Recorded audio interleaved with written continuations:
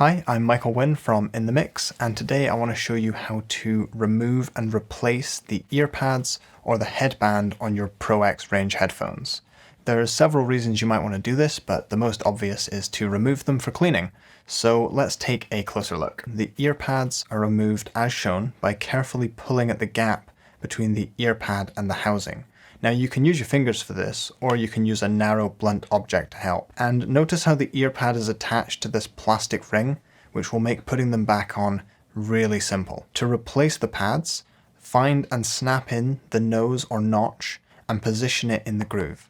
Then simply press with the rest of your palm until the ring clicks into place. Then just quickly check that it's in place just by pulling on the earpad a little bit. It should be held in place by those clips. To remove the headband, pull gently on this silicone tab until all the hooks are released.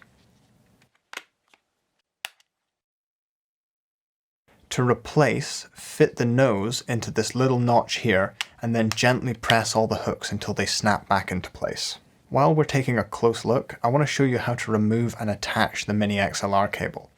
So to attach it, just make sure that this release button is facing on the outer side of the headphones and then gently press the cable into place.